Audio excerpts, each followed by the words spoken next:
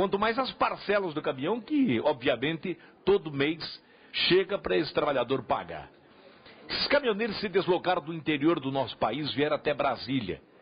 A expectativa aqui em Brasília era de que teríamos uma grande baderna, um caminhonaço, algo insuportável.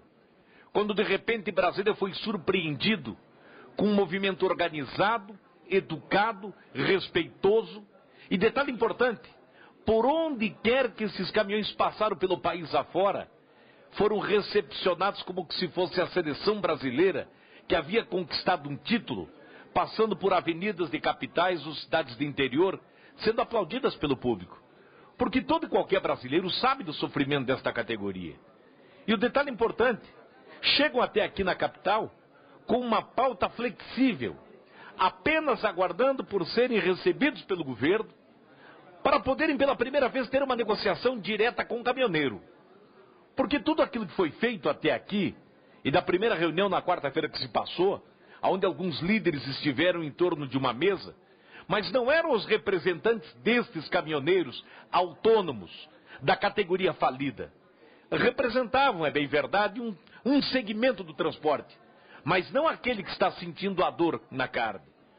E o que me espanta, e aí eu quero aqui fazer coro aos parlamentares do Rio Grande do Sul, quando o ministro Miguel Rosseto, que teve a missão dada pela presidente Dilma, de resolver esta crise. Resolver esta é evitar outra maior. E, no entanto, nós, deputados, fomos proibidos de entrar no Palácio, de participar de um encontro, como se nós fôssemos lá para colocar gasolina no fogo.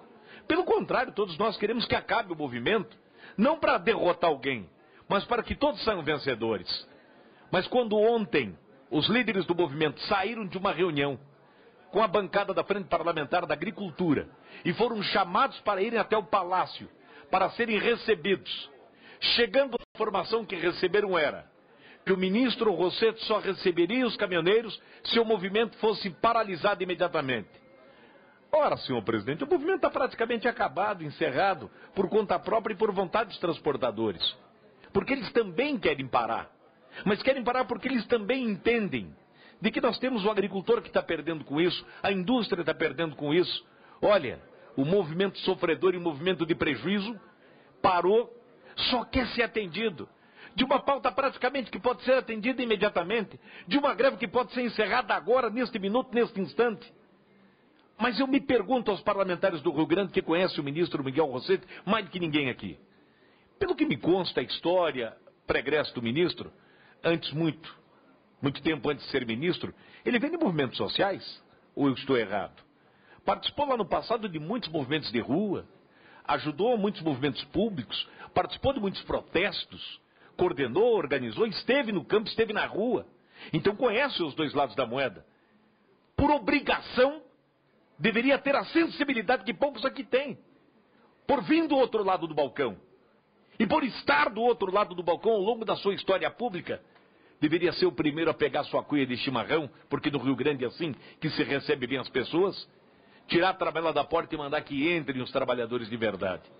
Mas, no entanto, isso infelizmente não aconteceu. E olha que a pauta é flexível. E olha que os caminhoneiros estão fazendo de tudo para parar e voltarem ao trabalho apenas por um gesto.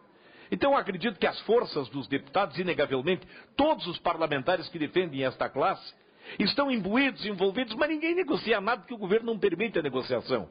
E todos nós queremos ajudar o governo. E ajudar o governo é alertar nesse momento de que dá tempo. Tem tempo. Só tem um pouquinho de vontade. Não significa dar tudo o que se deseja ou atender tudo o que se pede.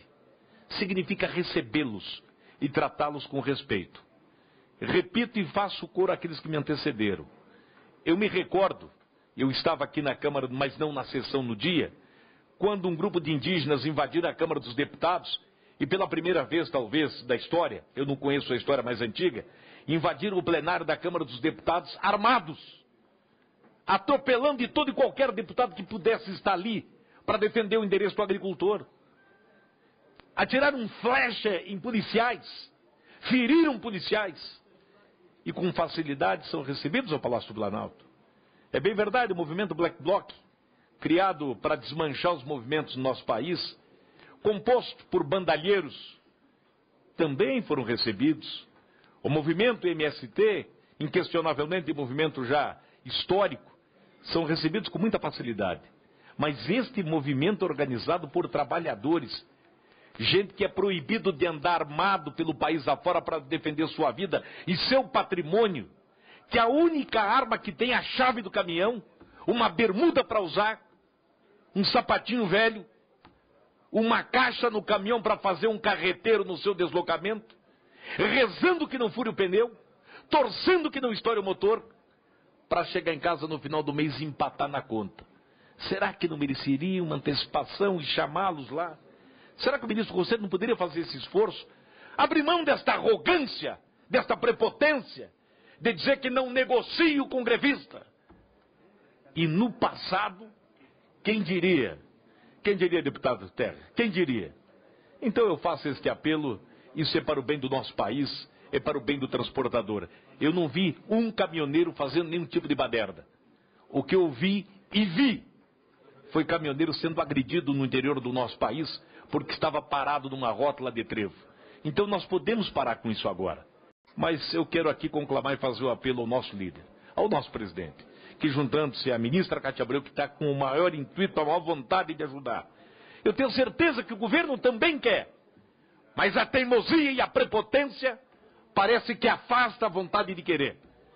Dá tempo, está na hora.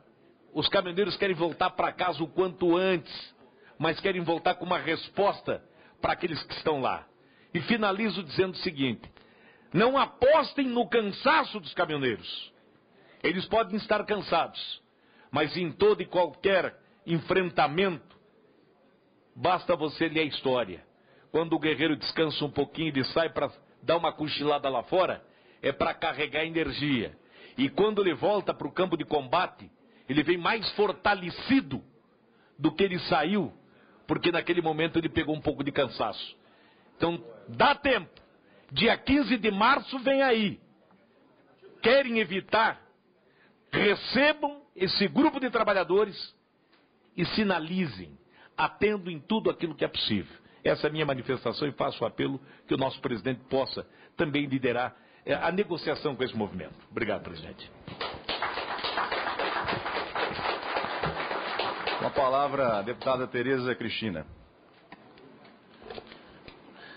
Primeiro, gostaria de parabenizá-lo, Irajá, pela presidência, e eu tenho certeza que, sob seu comando, essa comissão continuará tendo o papel preponderante que sempre teve nessa casa. E eu, como estreante, queria cumprimentar você e o deputado Euler Cruvinel também, e eu, como estreante,